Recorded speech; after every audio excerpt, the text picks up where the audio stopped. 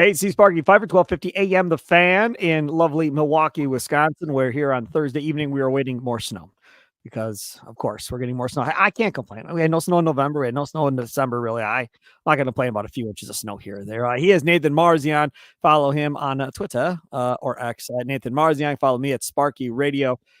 Since last we talked, the Bucks got embarrassed by the Cleveland Cavaliers. However, before we get to that, I'd like to give some credit here because our boy, Nathan Marzion, called this. He said they're going to rest one of these guys in each one of these 3 games, and it's going to give you an opportunity to give these guys some extra rest. Now, of course, the Bucks tradition never say they're resting anybody. All of a sudden, a shoulder contusion popped up in 24 hours from an off day. He got a shoulder contusion. I made me laugh. So, yeah, Giannis doesn't play because of a shoulder contusion, in air quotes. So we'll see if he's ready for the Detroit Pistons back-to-back coming up here in a couple days, Saturday and Monday. But if this goes to Marzion's plan, more than likely Middleton is probably going to miss one of these if need be here. And then what? Lillard was the other one you thought might miss, or Brooke, or one of those 2 guys? Yeah, I mean, this is, I have no inside sources or anything like that. It was literally just me saying, hey, they have 2 games in the span of basically like 8 days or 7 days here. You had a 2-day break, play the Cavs, another 2-day break, play the Pistons once, another break, and then you play the Pistons. And so I just was looking at it. I'm like, there is a chance where you can basically get a guy, a whole week off, like Giannis is getting now. He gets Monday, Tuesday, Wednesday, Thursday, Friday, all off, and only misses 1 game. And then if you rest someone against Detroit, which I was like, even if the schedule wasn't like this, where they have this break beforehand, and you play back-to-back games against Detroit, I still would expect possibly guys to sit in one of those games because just you're playing Detroit back-to-back games. Like, it seems like a decent time to rest some guys. But you get a day off in between. They're not legitimately back-to-back. You're stuck in Detroit for 3 days, essentially. Yeah, and I just mean playing them 2 games in a row. I mean, it's the worst team in the league. You're playing twice in a row. I don't expect everyone to play both of those games. So, yeah, I mean, I wouldn't be shocked. I don't know what their plan exactly is. Like, I don't know. Maybe they'll rest Giannis again, give him another 2 days off, and say, hey, we're playing Detroit. Dame and Chris, go out there and win us a game. We just got our butt kicked out on Wednesday, and maybe it's a little bit of like a let's get their confidence going again for Dame and Chris. Or, again, you give Chris some rest, which would give him Thursday, Friday, Saturday, Sunday all off, or Dame the same thing if you want to rest him. So, yeah, they have some options here. It was disappointing that they got blown out on Wednesday, obviously. Because when I went through this plan of like, okay, maybe they can rest guys, you were hoping, okay, you can rest them and still possibly win each of these games. And obviously that was not the case Wednesday. They just never were even in that game. They looked terrible. But, it's frustrating, but it's like I can't freak out too much when it's a game without Giannis. And it's like when Giannis is out and Chris can't hit a bucket to save his life. But they were without Garland and without Mobley. It wasn't like they were at full health and the Bucks were without Giannis.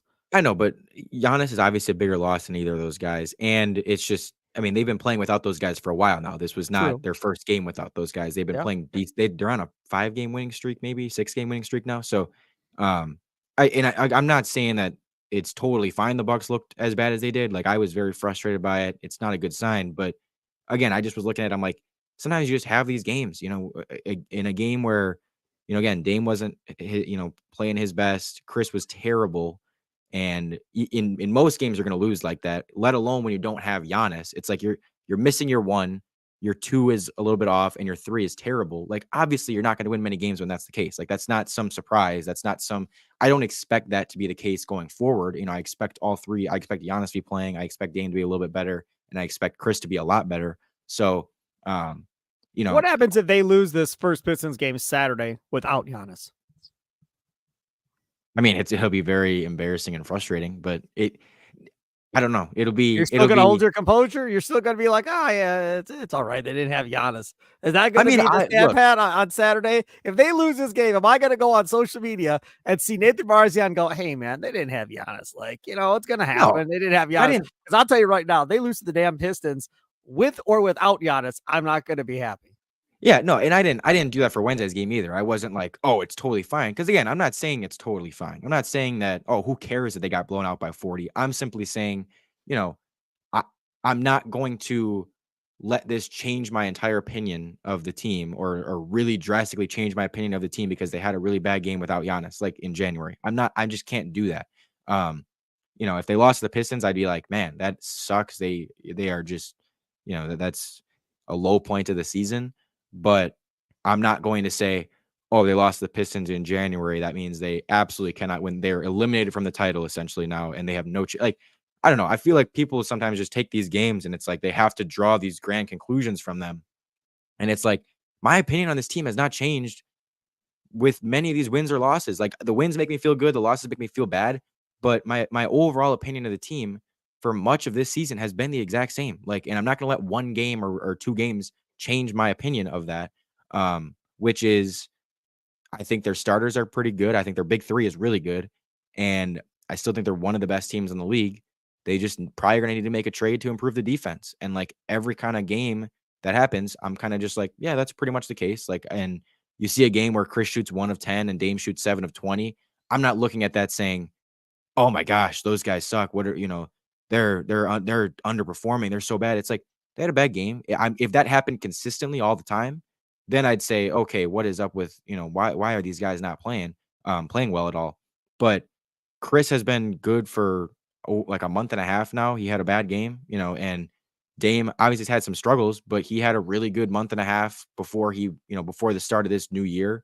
And then by all accounts, he had some very big personal stuff in his life that was going on, which very well could have been affecting his play lately. So, like it's Damian Lillard. I'm going to trust him. I'm going to trust Chris. There's things that I think are valid criticisms when you want to criticize the defense and the coaching and that stuff. Like I'm not going to criticize you for that. I'm not going to say, why are you criticizing Coach Griffin? No, because there are things that to be concerned about. But when people are like looking at a game like yesterday and saying, "Oh, Chris sucks. Oh, Dame sucks." It's like, no, they had a bad game. I'm not going to all of a sudden turn on Chris because he had a one game where he played poorly. I'm not going to all of a sudden say Dame sucks because he's been playing a little bit poorly for like a week. It's whatever. I am frustrated by it, but I think they'll get past it. This stuff happens. You're going to go through some good stretches. You're going to go through some bad stretches. They just won 3 in a row. I'm not going to sit here after they won 3 in a row and say, look at this, the team is 100% winning the finals, because it's like, no, they have a good stretch and then they're going to have a bad stretch and then they'll have a good stretch. You hope they have more good than bad stretches, which so far by their record they have. And you hope that after the deadline and as you get closer to the playoffs, as you get, Crowder involved in this thing again, that it starts to look a little bit better and it starts to look a little bit more consistent. And that's all you can really do. Like, I hate the overreacting every single game, because that's not what being an NBA fan should be. Like, it's an 82 game season. It's a marathon. The way the game is played now, it's a lot of variance night to night, where you can have a bad shooting night, a good shooting night. It can just be falling for you one night, and all of a sudden the next night you suck and the team you're playing is red hot. Like, games like that happen. Boston almost lost to Detroit this year at home. Does that mean they suck? No. Bad games happen for teams, and sometimes they're going to look terrible. Sometimes they're going to look great. If they go out and beat the Pistons by 50, I'm not going to be like, oh, look, they're the best team in the league. It'll be like, okay, good sign. That's good that they won by 50. That's good that they killed them. But that's not going to drastically change everything I think about the team because of one game. The question is, do blowout losses concern you in the regular season? I think it depends largely on who the team is and what we're talking about here, right? So if you're talking about a team that's expected to compete for a championship and has a good record, then blowout losses should not concern you. If you're a team battling for the 7 or 8 seed or the play-in tournament, the 9 or 10, then they may become more concerning for you in general, because you're playing on the fringes here. And you need to win as many as you can. And every loss obviously hurts. And when a blowout loss makes you maybe second guess of how good are you really when those type of things happen. Having said that, let me say this. I don't believe this team looks like a championship caliber team right now, personally. Now, it's January 18th as we record this. There's a long way to go before we get to the playoffs in April, right? So you got almost 3 months before you get to the playoffs. All I'm saying is right now, January 18th, watching this basketball team play for 3 months, somewhere in that area, they don't look like a championship caliber team. They've not put together stretches defensively where you're like, oh yeah, they can throw it together like this and be like this in the postseason, and I feel okay with it. They haven't done that yet. I haven't gotten to the point yet offensively where this offense feels like it's cohesive and they all know what they're doing and they play like one sync unit. I haven't got to that point yet either. Are there games where, one guy gets hot or whatever? Sure. Yeah, you have that. Lillard's going to win you games like he did against the Kings with that knockdown jumper and all of that. And that's fine. And that very well will happen in the playoffs too. But I haven't seen that either. And then Griffin, again, obviously everything is going to come back to Adrian Griffin. If this team loses in the playoffs, it's going to be on him. It's not going to be on Brook Lopez if he has a bad series. It's not going to be on Lillard if he has a bad series. Everybody's going to come looking for Adrian Griffin and saying he's the reason why they lost the series. I mean, it's all being laid out right now. There are a bunch of people that want him fired already, and we're in the middle of January. And I don't want him fired. I want to see how this thing goes. I'm going to give him the benefit of the doubt and give him 3 months and see how this whole thing works out. But as of right now, coming off of that Cavalier game and watching it without Giannis, man, this does not feel like a championship team. I mean, I know I watched games without Giannis with Bud, and it didn't look like that. They again, this is the other thing that's concerning to me. When Jason Kidd was the coach and Scott Skiles both, and they weren't winning, there was a lot of this talk of, well, our energy's got to be better. Well, you just got to provide more effort and bang and do more rebounding and stuff. A lot of the stuff Adrian Griffin says is a lot of stuff I heard when we weren't all that great. Now, again, Skiles had a playoff team or whatever here or there, and Kidd too, but for the most part, they weren't championship caliber teams. When you start talking about, well, we got to bring better energy and we got to give better effort and that type of stuff. Teams that are championship caliber more times than not are the teams that are providing that 100% energy more times than not throughout the course of a season. You're not questioning effort more times than not. A lot of times those teams that are competing for fringe playoff spots and so forth are the teams that are the roller coaster of they're playing hard this night and then they're not playing hard for 2 nights, and they're playing hard for 2 nights and they're not playing hard for another night. And it's the ebbs and flows of playing hard versus not playing hard. You don't get that with championship caliber teams more so than not. And I just feel like there's too much of that with this team this year. There's too much of him talking about them not giving enough effort, them having to provide more energy and right away at the start of the game. And, oh, look, there in the second half. See, we provided some good energy and effort there. Yeah, because you were down by 20 plus points. That's why you provided. But where the hell was it at the beginning of the game? That's to me why, those 3 things, and they're 3 significant things, why I sit here today, January 18th, and say, this does not feel like I'm watching a championship caliber basketball team right now, Nathan. Yeah, and that's very fair. I'm not disagreeing with that. Like they're 4-5 in their last 9 games. Like I don't think it's been a championship caliber team that they've looked lately either. I'm simply saying I'm not going to look at each game as like the biggest deal in the world. Like I try to look at the bigger picture. I try to put things into perspective a little bit of like, okay, and I mean, the defense is the thing that, like, again, I think that's completely fair to criticize the defense and be concerned about that because it's been consistently bad. They have never put together consistent stretches of looking really good defensively. Besides against some bad teams earlier in the season, they had a couple stretches where they looked a little bit better, but it's like I don't have much faith in the defense right now. And again, I think they need to make a trade to improve the defense. I don't think it's going to improve on its own. That's a very fair thing to be, concerned about. And those are the things. I was just kind of saying the things that I'm saying are valid criticisms are that type of stuff, and the things that I think are not valid are when people see, again, when you see Chris Middleton play 18 out of 20 good games in a month and a half, and then he has one really bad game, and people say, "Oh, it's Chris Middleton needs to be traded. What is Chris Middleton?" And then I'm like, okay, now we're focusing on the wrong stuff. Like that is not something that is going to continue. Most likely, that is not something you expect to continue. The defense and the coaching stuff is stuff that is concerning because I've seen it continue. It's been consistent.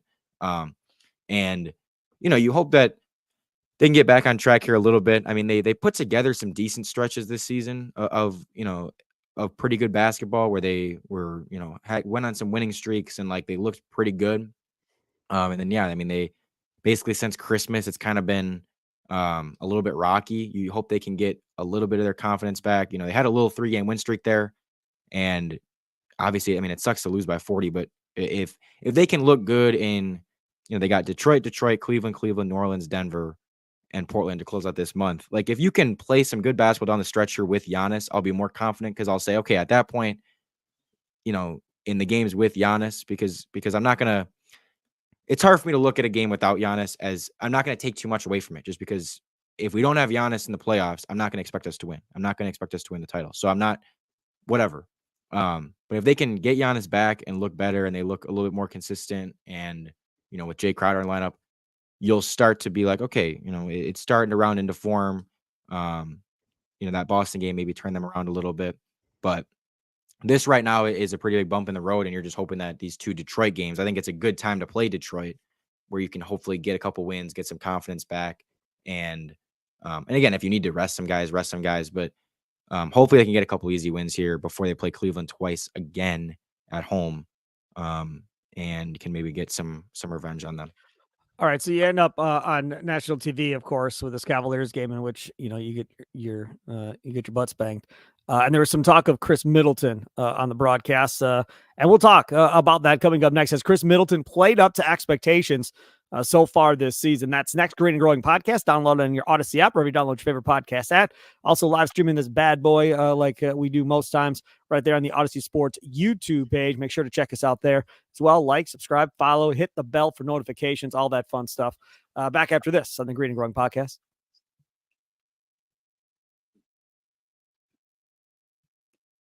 Hey, it's Sparky Fifer, 1250 AM The Fan. Make sure to check out 1250amthefan.com if you're a Packer fan. Coming up tomorrow morning, I'll be loading my interview that I did today with Mike Wall, the former Packer offensive lineman. His thoughts, pretty interesting thoughts on this game coming up against the Niners, what the Packers have to do, and his thoughts on this offensive line throughout the year.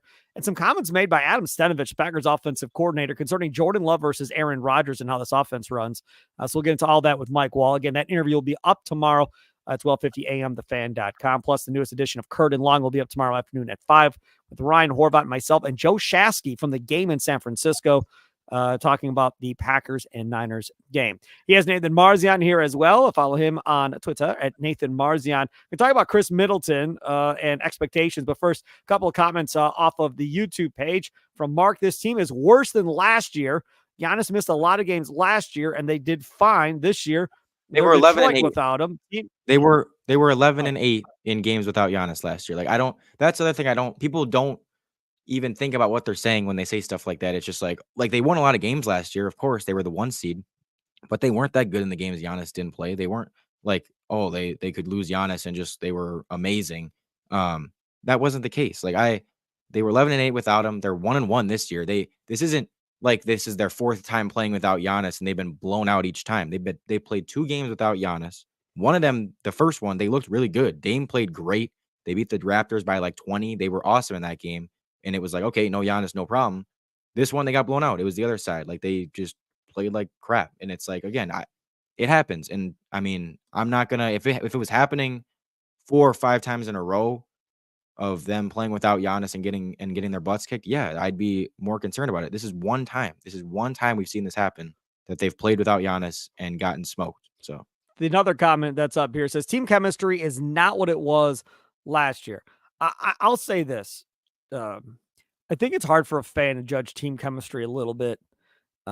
If you're not in the locker room, if you're not on the trips, if you're not at the practices, that's kind of where you see it a little bit more than what you may see it in a game. Now you can say, well, in a game situations, guy hits a shot and a bunch of dudes are sitting down and not clapping and not going crazy. Okay, well, that's a dead giveaway. Fine, I'll give you that. But unless you have some dead giveaways about team chemistry while you're watching the game, to me, it's a struggle to question team chemistry unless you're literally at the practices, traveling with the team, and kind of seeing what this is. In past years, you've seen the teams go out to movies together, go out and have team dinners and stuff like that. The Packers are a prime example of that. Jordan Love having people over to his house a couple of times during the season and doing stuff. Rodgers used to go out to dinner with a group of his guys all the time throughout the course of a season when he was a quarterback. So there are those type of chemistry building things that exist. But again, you and I aren't a part of any of those. So unless they tell us or tell the media that that's how we find out, there's no way to know kind of what team chemistry is really like unless somebody that's inside that locker room or at these practices kind of passes along to us. I don't know if you agree with that or not, Nathan, but that's my take on it. Yeah, and to me, I haven't noticed the chemistry being worse. I mean, I think guys are talking. I've seen guys talking more on the court, which to me is a good thing. It's not always like they're not always all happy and, everything's great, but it's like they're figuring out their issues. And that's something you need when you have a new team and a new coach. Like, you need more communication, you need them talking more. there were times last night where like I could see guys getting a little frustrated, which again, I don't mind when you're down 40 and you're getting your butt kicked. Like, would you rather see guys smiling and happy together, or would you rather see guys getting a little frustrated? Like, I don't mind them being frustrated in those moments. Um, I haven't noticed anything like, to me, I've not watched this season. I've been like, their chemistry's so off. It's just like, no, like there's still, I think to me, it's been more scheme stuff. It's been more, defensive personnel stuff than anything else. Like, I don't look at chemistry as an issue. I don't know. There's plenty of, like, again, to me, there's plenty of things, or several things that you can point to as legitimate concerns, as legitimate things that are hurting this team right now. The defense, the coaching, the lack of perimeter defenders. I don't think chemistry is one of those issues that I'm like really concerned about. Like, they seem like they're fine. Giannis, Chris, and Dame seem to be working well together. I think their chemistry has gotten better as the season's gone on the court.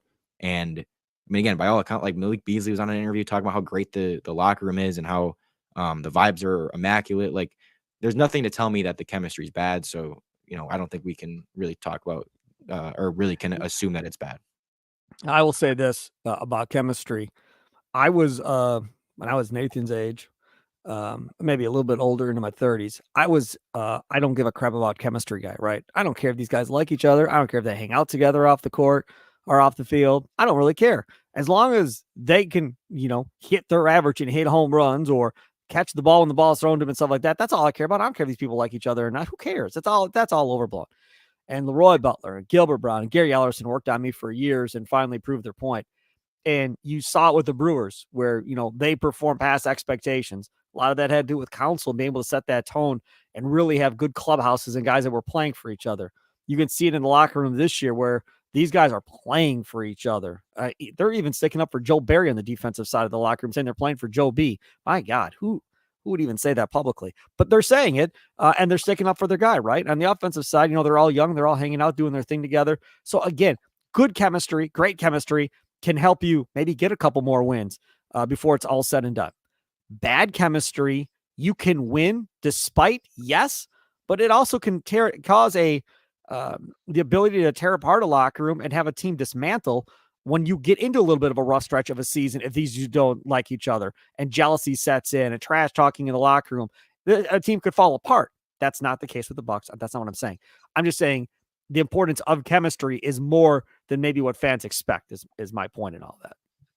Yeah. And that's fair. I mean, I again, it's just not something that I really look at as a big concern with this team. I think it'd be obvious. It'd be obvious if there were concerns. You'd be like hearing stuff about how guys aren't getting along, and the guys just look visibly like they don't like playing with each other. Like, I don't see that. There's a couple other things that I hear people say a lot that I'm like, I just don't get where you're getting this from. And number one is like people saying this team has no fight, and I'm like, what about this season has made you think this team has no fight? Like, have they not fought back from so many ugly starts in this season to like come back and get back in games, win clutch games?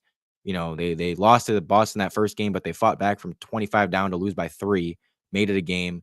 They were down 27 against the Blazers, came back and won. They were, they've been down several times and kind of got up and punched back.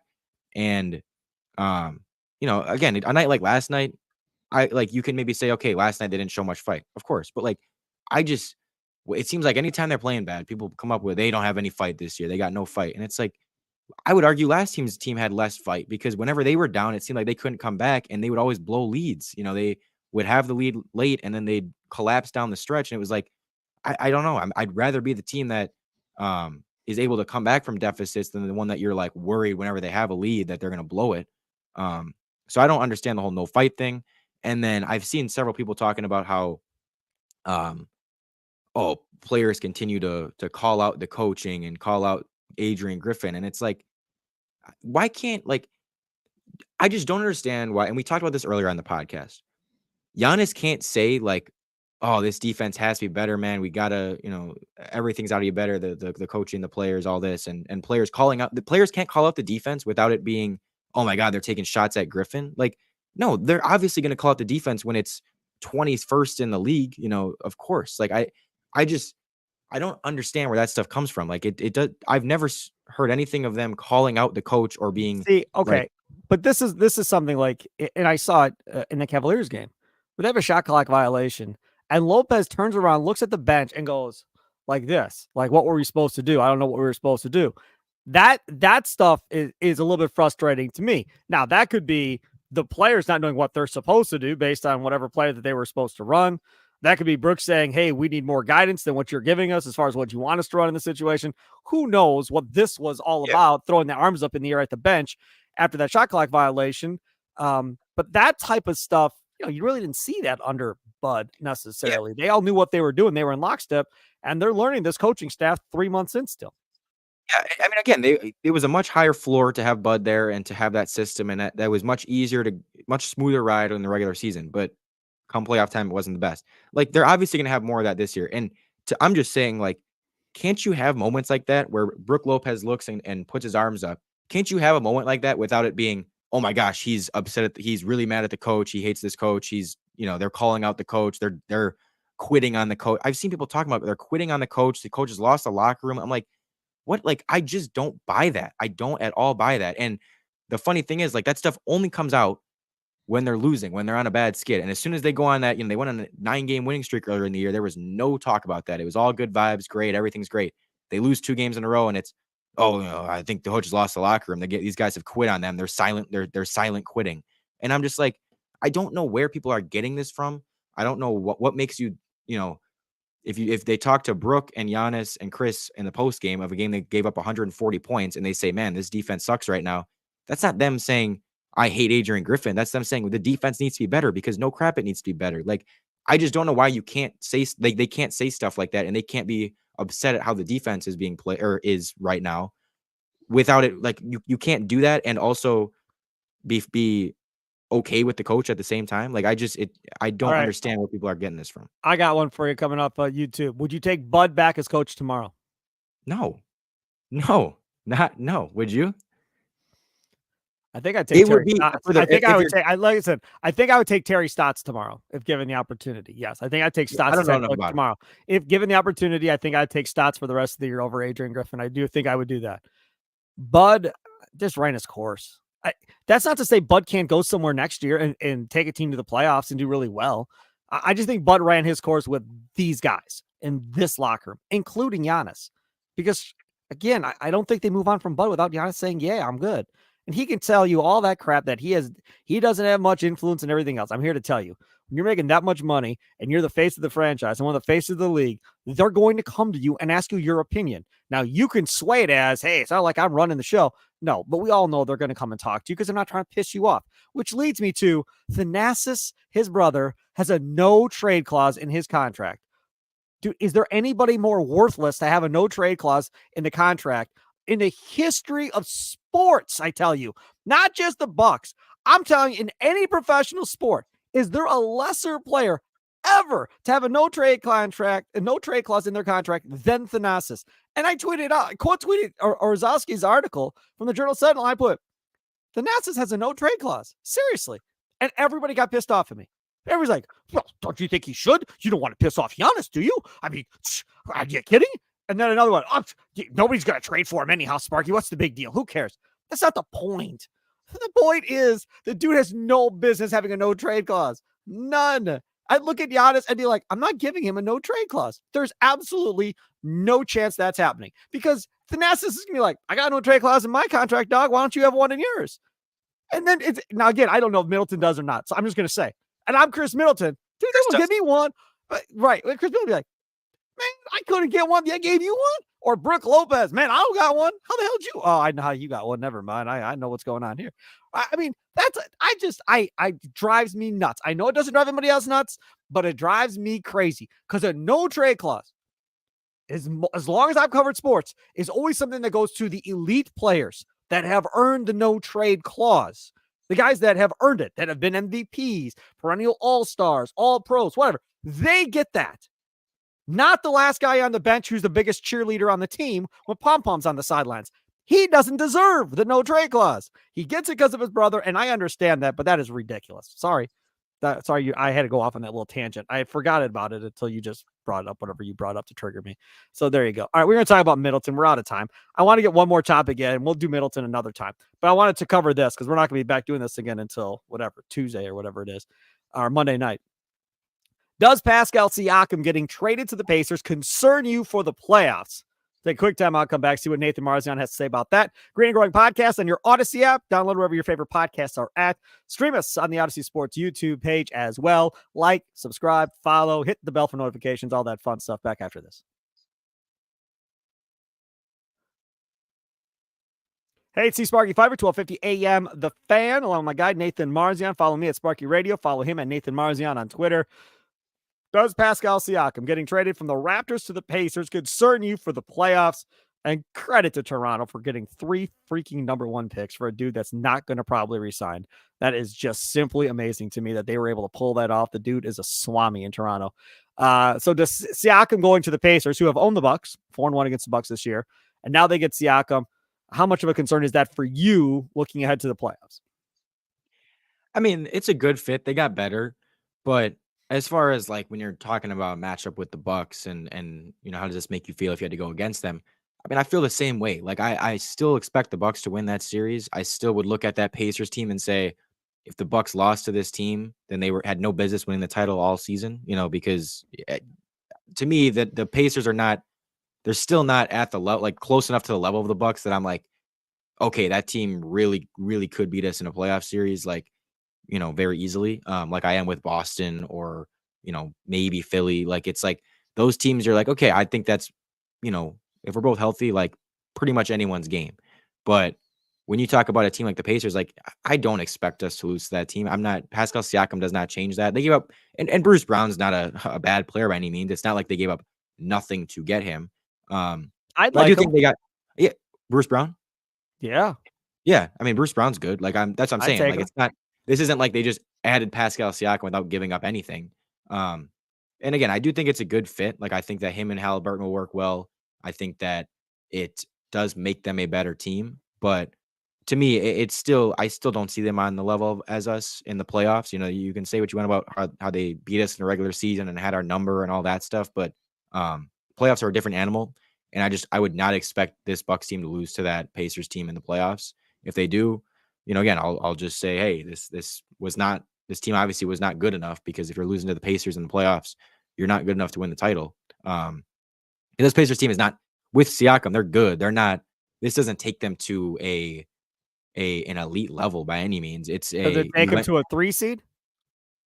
No, 4 at best. I think it takes them from, okay, we're bordering on the play-in to, and but we'll be in the playoffs probably, but we're bordering on the play-in tournament to, okay, this is a playoff team. They're a firm playoff team, but I don't think this takes them to contender status by any means. And again, there are legitimate contenders. The Bucks are one of those teams, as no matter what you want to think. Like when you have Giannis, Dame, Chris, Brooke, you are a legitimate title contender.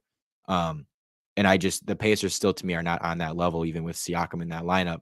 A good team. It just, I think it raises their floor a little bit. I don't even think their ceiling. I don't think their ceiling went from, to me before I would have said their ceiling is they could make the second round probably. And now my ceiling is still probably, okay, I think they're going to make the second round. I don't think this puts them above Milwaukee or Boston or Philly or any of those teams. So, but I think their floor is safer. I think now you're like much more confident that, okay, this is a playoff team. This is a team that's going to be there. It doesn't change much of their long-term ceiling for me, or short, I guess, long-term in terms of the end of the season ceiling. I love the deal for both teams. I love the deal for Toronto. I do too. Yeah, I do too. Because I didn't think anyone would give them 3 number 1 picks for this dude who's already publicly said, look, I'm not signing with anybody. I want to test for agency. Okay, fine. I love the deal for Indiana because it's been a while since they've been really good, of any good. And I like the deal for Indiana because they're pretty much rolling the dice and going, you know what? We think once you play with our star player Halliburton, you're going to want to continue to play with him. You've never played with a point guard like our guard, and he's going to take care of you. He's fun to play with. Everybody on this team gets along in the locker room. It's got good chemistry, bunch of young dudes. You're going to want to come back and play here. And I think it's a good gamble. Maybe he doesn't resign it in Indiana, and maybe it backfires. But to me, it's worth the roll of a dice because he's such a young, exciting player. He has so much upside. Everybody knows how good Halliburton is. They have a younger roster that are all playing together. They got a damn good coach in Carlisle. I don't know. I thought it was worth the gamble. I tend to agree with you. I don't think they get past the second round. But again, I think it's a good gamble. And if they're able to re-sign Siakam, then it was definitely worth giving up 3-1s in order to get that deal done at the end of the day. Follow Nathan Marzion. Oh yeah, Smart, go ahead. I was just gonna say I agree. I mean, I do like it for both teams. Me saying that it doesn't change my opinion on the Bucks Pacers series doesn't mean I don't think it's a good deal for the Pacers. Like, I understand why they did it. And yeah, for the Raptors, it's definitely a good deal to get those picks, to get Bruce Brown that you can maybe flip into more picks or flip into whatever is awesome to get for a guy that was probably going to leave in the offseason anyways. So when you're, again, when you're a small market team like the Pacers are, like, these are kind of the moves you have to make to, like, okay, we have to go, and this isn't going all in, but this is like, okay, we're making a push here. We're not just going to settle for being this fun middle of the pack team. It's like, we're going to try to be a good team that can maybe spoil some teams' season in the playoffs. And, if you can get a little bit better and better each year, all of a sudden you find yourself becoming a contender. So I get it from their standpoint. I understand the fit, and I think, yeah, it is a good deal for both sides. He is Nathan Marzion. Follow him on Twitter at Nathan Marzion. Follow me at Sparky Radio. Great and growing podcast on your Odyssey app. Or if you download your favorite podcast app, these bad boys are posted on Tuesday and Friday mornings. As always, tell your friends, tell your family members, and of course, YouTube, Odyssey Sports YouTube page, streaming live there, and also check out some of the old shows there as well. Like, subscribe, follow, hit that bell for notifications on YouTube as well. Enjoy the rest of your day and have a good one. Go Pack Go this weekend against those San Francisco 49ers.